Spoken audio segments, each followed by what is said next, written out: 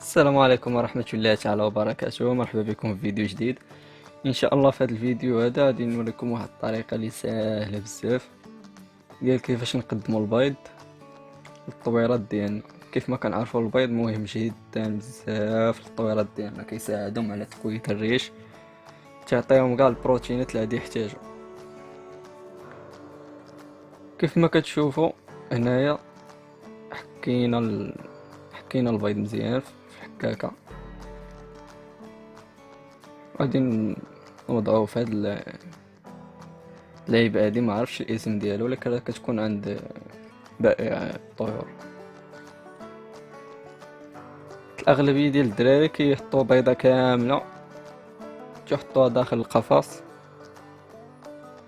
ولكن الطير ديالها ما تياكلش كلشي. يعني الطير ما يقدرش ياكل بيضة كاملة، يعني تيبقى تيعضو يلوح. حتى الا بدا كياكل كاع تياكل غير البيض كيخلي الصفر. ومن الاحسن ياكلهم بجوج حتى الصفر فيه بروتينات مزيان.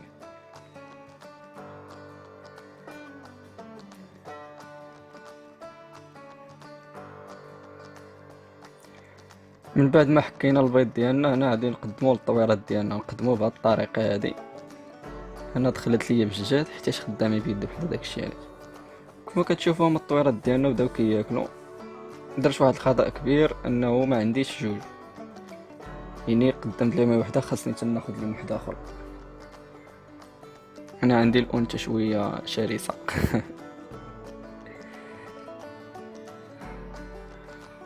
ناضل دابزو ليا بجوج، تنشري ليهم شي وحده باش يبقاو ياكلوا بجوج، ما يطراوش هاد الصراعات بحال هكا.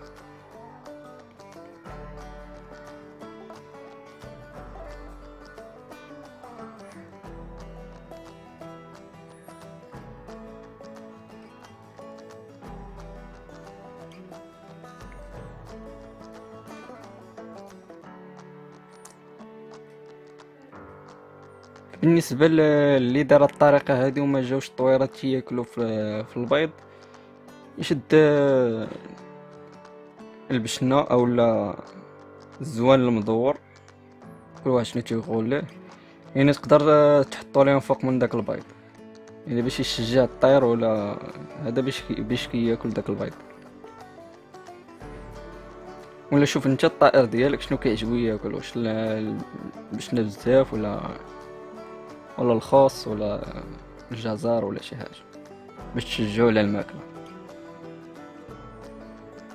فتقدر دير خليط ما بين داك البيض، تقدر دير البيض ودير واحد الخليط ما بين القزبر ولا المعدنوس ولا المهم الربيع كامل ولا خيزو، تقدموا لهم في خلطه واحده بهاد الطريقه هادي. من الاحسن الا كانوا جوج تعطيهم جوج من دوك اللعيبات. انا هنا عندي عي وحده، الاخرى تودرات لي. فإلا استفدتي اخويا ولا اختي من هذا الفيديو هذا، ما تنساش تشجعنا بواحد اللايك، ولا ما كنتيش مشترك دير اشتراك باش يوصلك اي جديد.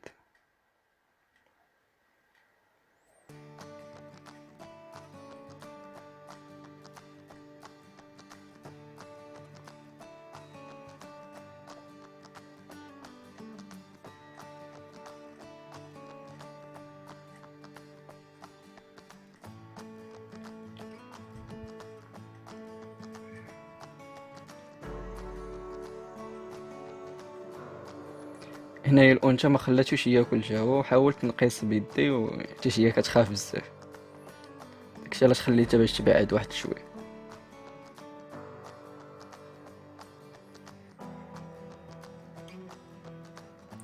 هي كلات في الاول ما خلاتوش ياكل هو.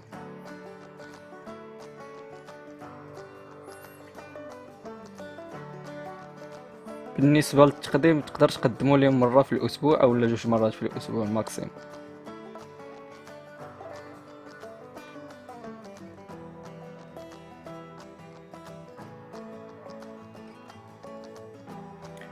شكرا للمتابعه، ما تنساش واحد اللايك اخويا باش تشجعنا ان شاء الله. تلاقاو في فيديو جاي.